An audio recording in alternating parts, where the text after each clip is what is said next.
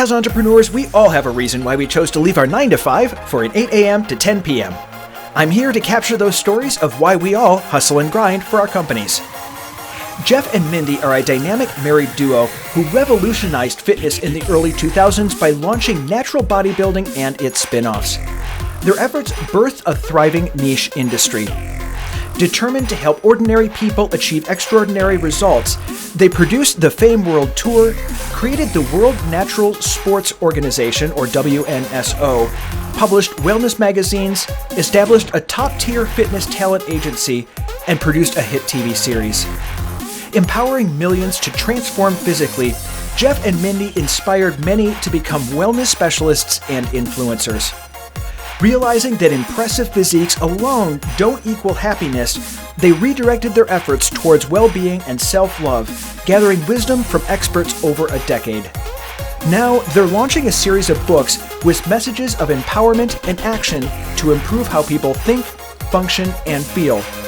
Their book, The Ridiculous, Book 1, soared to #1 in comedy and happiness on Amazon.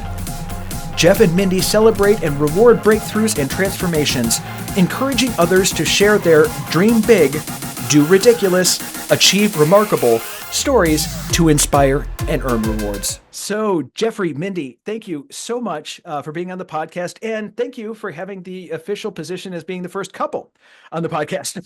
Hey. You know, we were talking earlier about this, and I think it's really important because, and I say this on a regular basis, where our work-life balance as entrepreneurs is very, very different than 9 to 5. And it's difficult to traverse because there's not, most of the time, we're used to seeing our parents in whatever relationship they had, and it was more of a traditional 9 to 5, and work and personal life kind of meshed a little bit, not much. It's like, oh, you have to work a little bit later, oh, I'm working till 6 and 5. Oh, well, we got to do this. With entrepreneurs, it's different.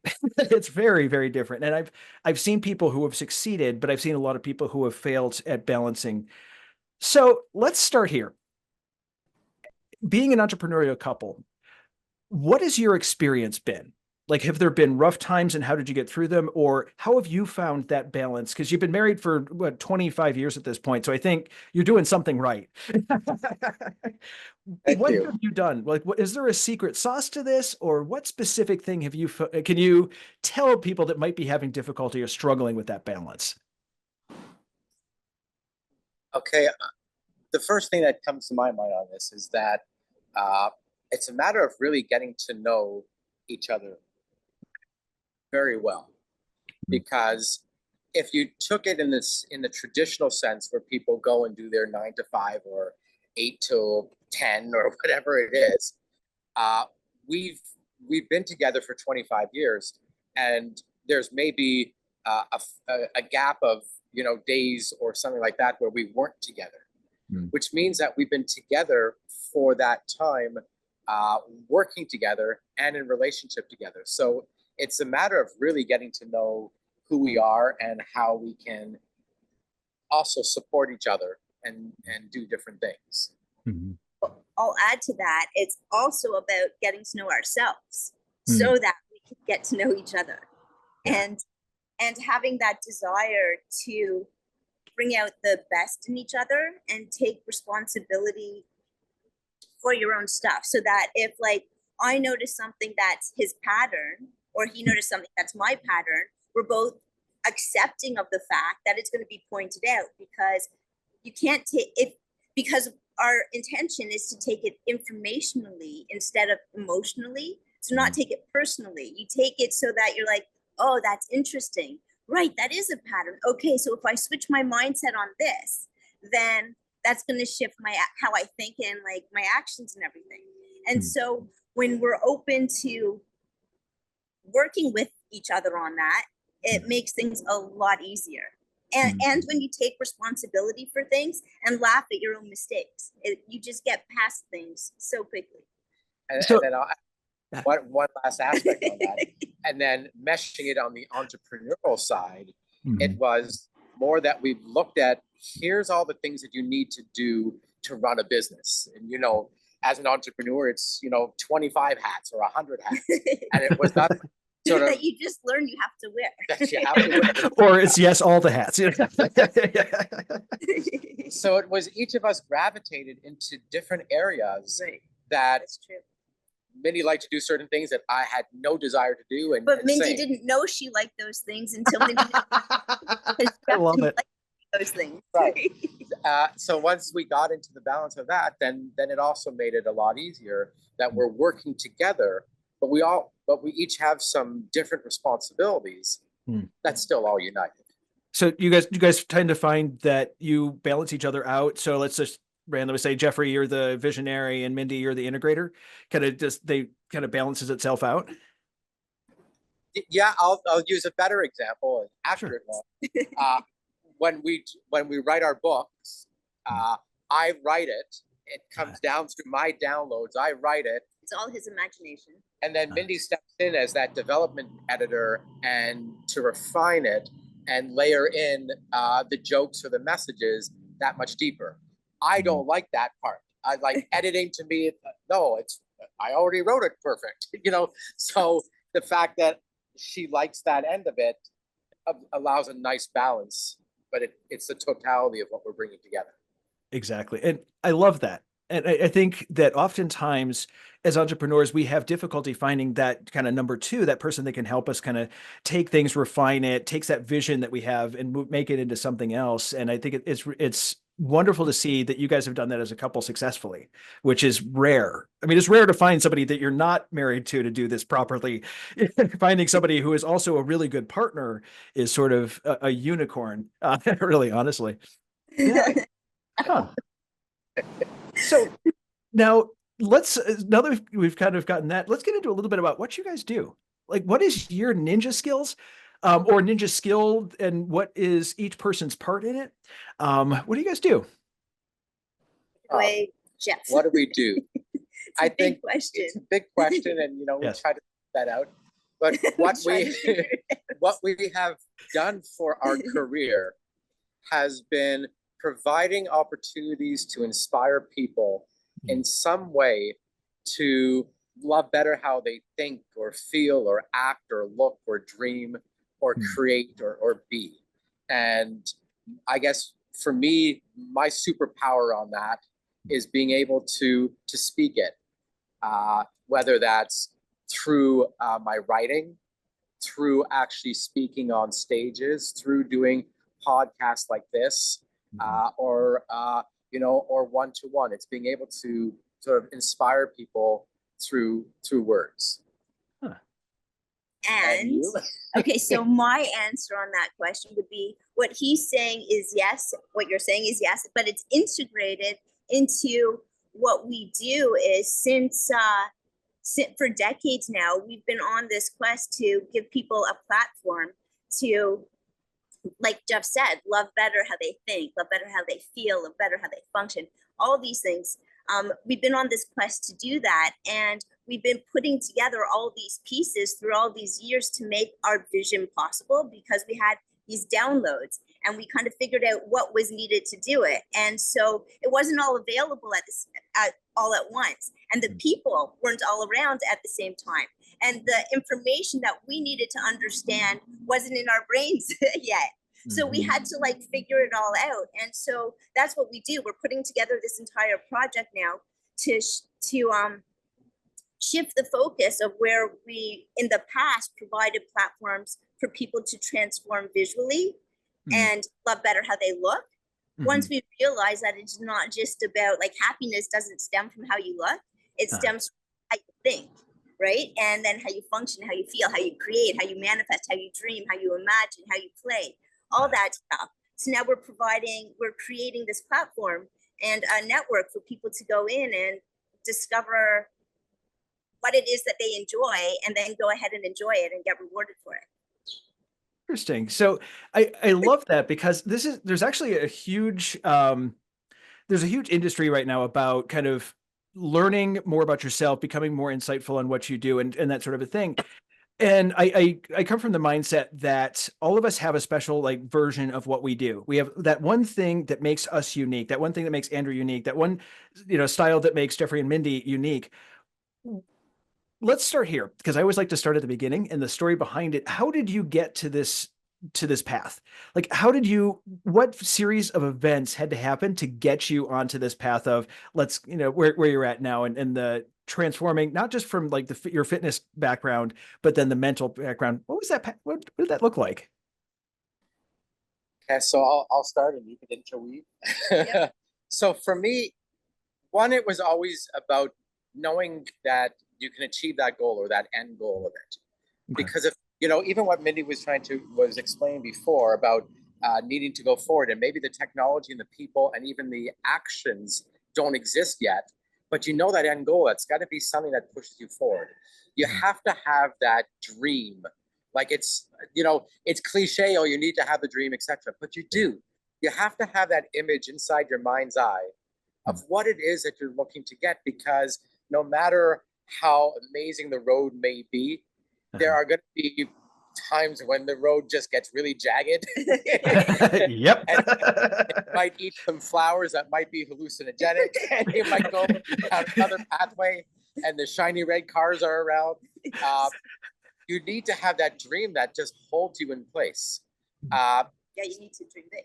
You have to dream big. So I always did that. So it was always doing something that, we realized together was dreaming big and doing something that people did think was ridiculous. So one of the first main projects or things that I did was launched a magazine in Canada called Recover. It was the first environmental magazine.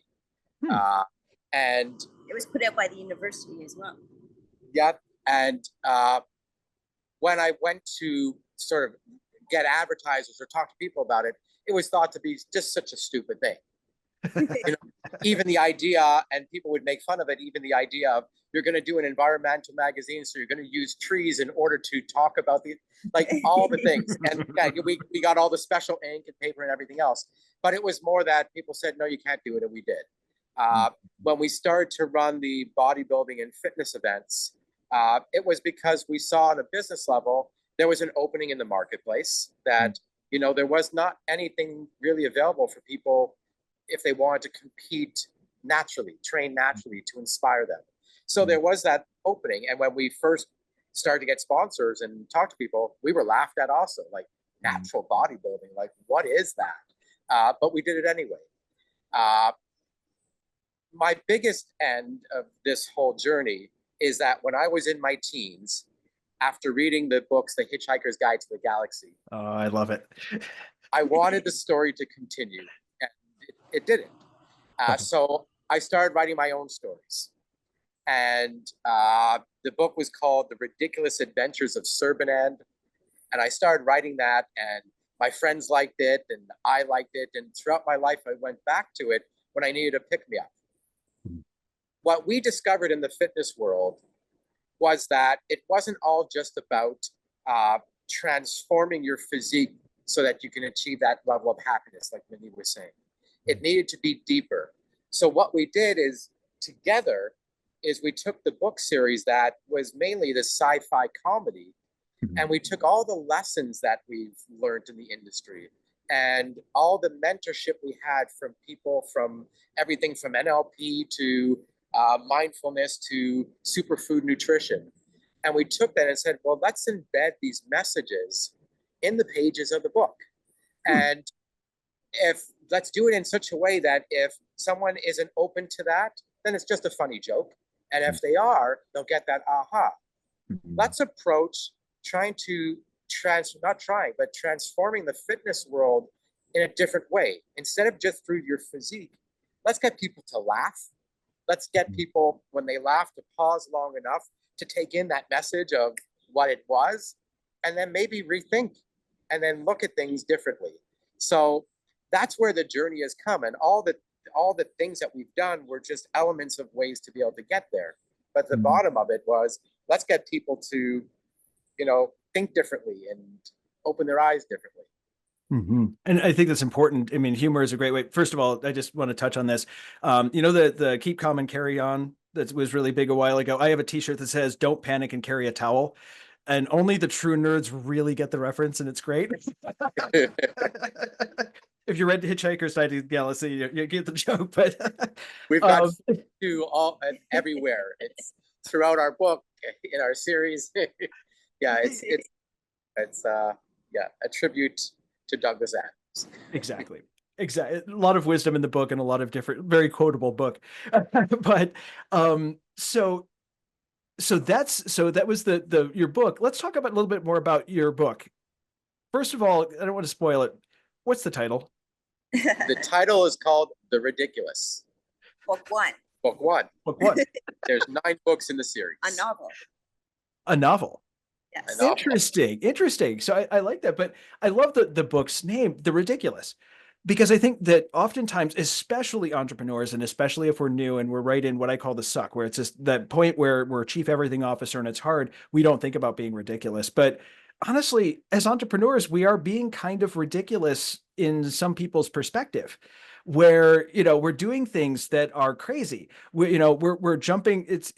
I keep saying this, we're jumping off a cliff and building the plane on the way down, hoping it works, by the time we get to the bottom of it. And is that something that you're kind of mimicking in the book, or is that kind of where you were thinking with it? Or is it just, I just took a new tangent, or yeah. It's a bit of both. I mean, in the book, the characters, the premise behind it, at least in book one, is characters switch souls. Okay. One from planet Earth and one from planet Placella.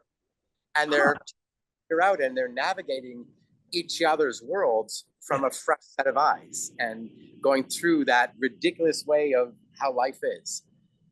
But what we also realized is the characters are doing things that they put their imagination to and allow it to happen.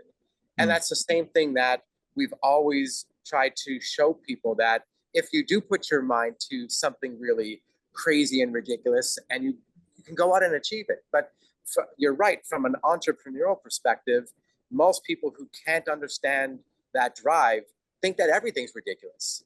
Mm-hmm. Like, you would sleep on the floor in the little corner of a house for years while you build your business and not sleep and work 18 hours a day. Why?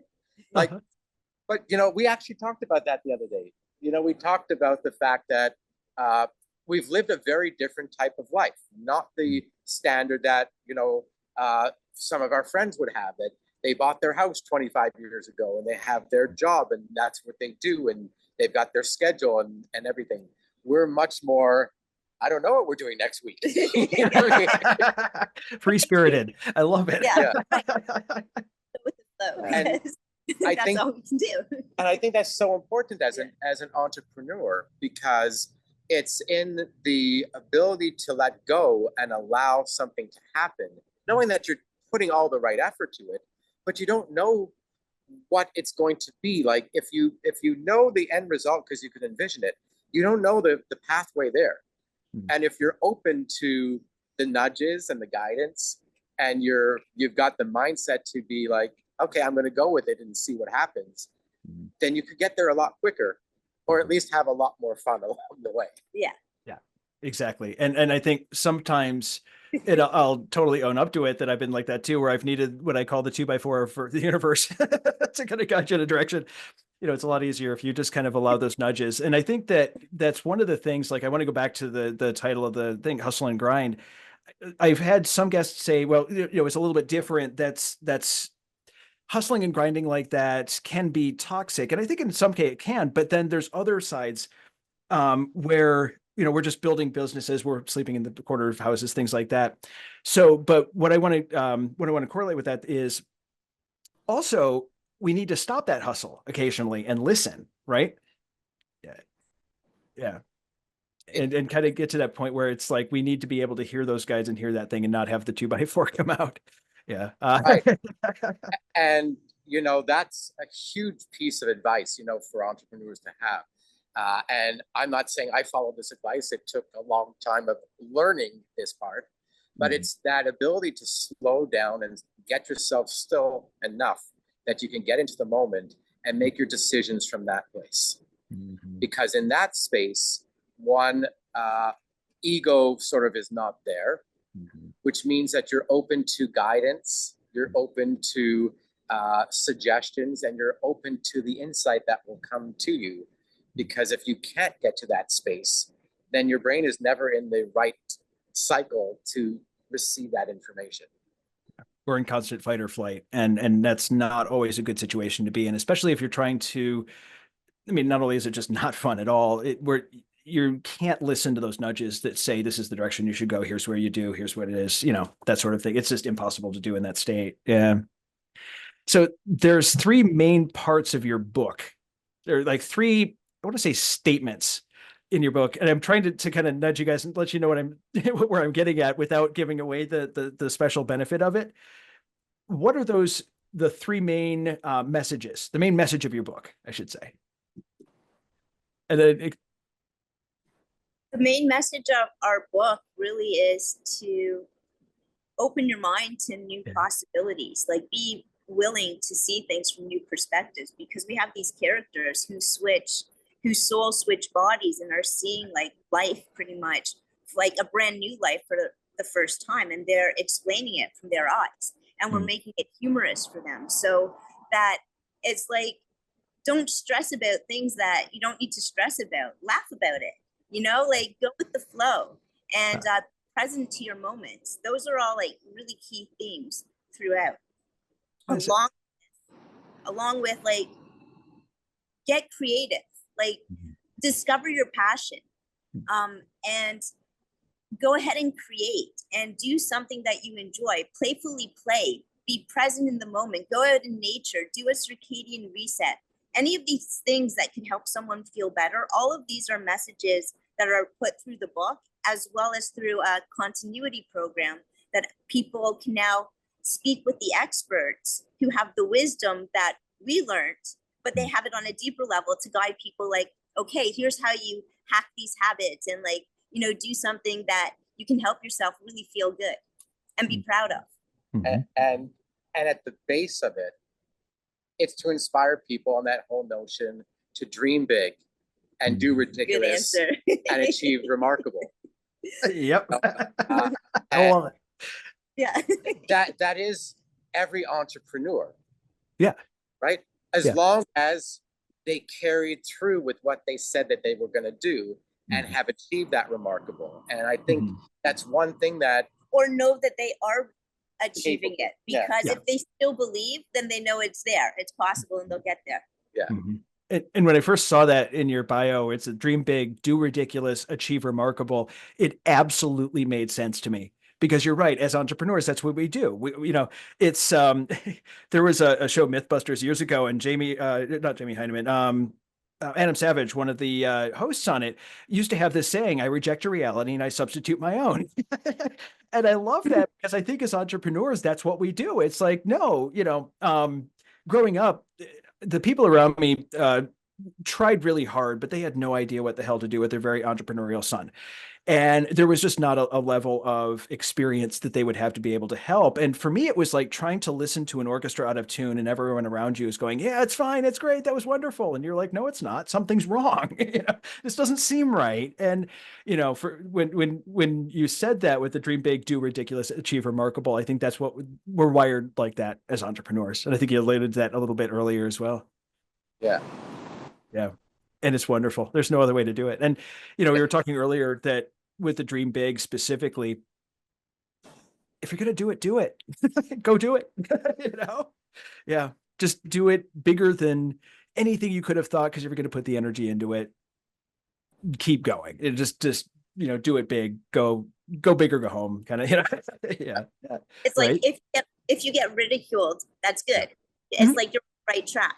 It's like people don't understand what you understand, so now you can go and make it possible.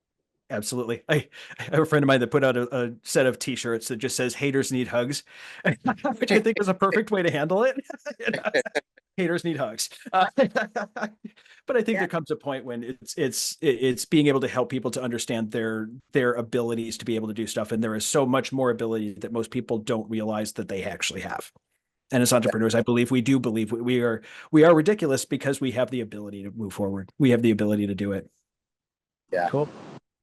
Well, as we're getting towards the end of the podcast, I do have one question that I ask every person. And what is one book or podcast? We'll have links to your book in the show description, but what is one book or podcast that has had a significant impact on your life? So book for me, I'll say Hitchhiker's Guide to the Galaxy. I love that book. But, the first time I realized a book could make you laugh and laugh out loud, in class. What the thing that hit for me, the thing hit for me the most in that book are the Vogons. And if for listeners that aren't familiar, go Google it. But it totally described a specific type of person that I contact at least once a week, where the very bureaucratic type, and it put the words to it so that way now I can laugh at this really awful thing of having to sit on hold with customer service and have them tell you the same 6 things the same over and over again, stuff like that. It put words in my. So anyway, that's what I got out of it. But great book, yeah. And podcast, I'm new at listening to podcasts, so I've listened to a lot of audiobooks. And one audiobook that was significant is by Dr. Joe Dispenza called Becoming Supernatural. And I think that is one that people should really listen to if they want to explore that there's more to just the 5 senses. There's more to life than just the stress situation that people are in all day. And there's a way to navigate so that you can do it better. So those are my 2. Your turn. Well, Mindy, do you have 2? I was going to say the same Joe Dispenza, but another one for me was The Secret, because for me, that was the beginning of realizing that your mind is a powerful tool that you can control if you choose to become in control. And so from that point on, it really started my journey in self-empowerment and self-love. And what I got from that book as well, because it had a big impact on me, was the fact that your thought and your mindset has such a massive, I'd heard it in the past, and your mindset has something. I never realized how much impact it really has on your life until I started to really take some of the things I learned in that book and implement them totally different. It really brought a whole new light and really made things a lot easier, things a lot easier for me. Mindy says it all the time. So and again, entrepreneur partners, etc. It's always good that we can sort of lift each other up when needed. Yeah. Mindy always, when I'm looking at a situation, I may not see it in the positive light right away. Mindy's always, choose another possibility. There's an endless amount of possibilities, and there's just as much chance of any one of those existing. But if you give energy to the one that you really don't want to happen, it's not a good idea. That's not the good idea. So give energy to the other one, even if it does sound ridiculous. There was this one quote that I heard from a business leader, and I don't remember his name, but it was actually in a podcast. And, it was someone who achieved his goal and was making the type of money that he wanted to be making. And I think it was upwards of $1 million a month or something like that. Whatever it was, it commanded enough respect of it. And they asked him, what would you do differently? And he said, dream much bigger, much faster. Yeah. And it made me realize that, we're the only ones holding ourselves back. Yeah. It's hard to take a leap and say, well, today I'm in a 9-to-5 and on Monday, I'm going to wake up and be a billionaire and everything. There has to be some gestation period. Yeah. But it's only us who are limiting us. Yeah. Right? Yep. And that's why I love your do ridiculous, dream big. I think it's really pertinent because, if you're going to do it, go do it because you have the ability. You really do. Yeah. So Jeff, Mindy, thank you so much for being on the podcast today. I'm honored to have you. Thank you. Thank you. Thank you so much for having us. That was fun. Thanks again for joining us on the Hustle and Grind podcast. If you'd like to learn more about Jeff and Mindy, check out the link in the description.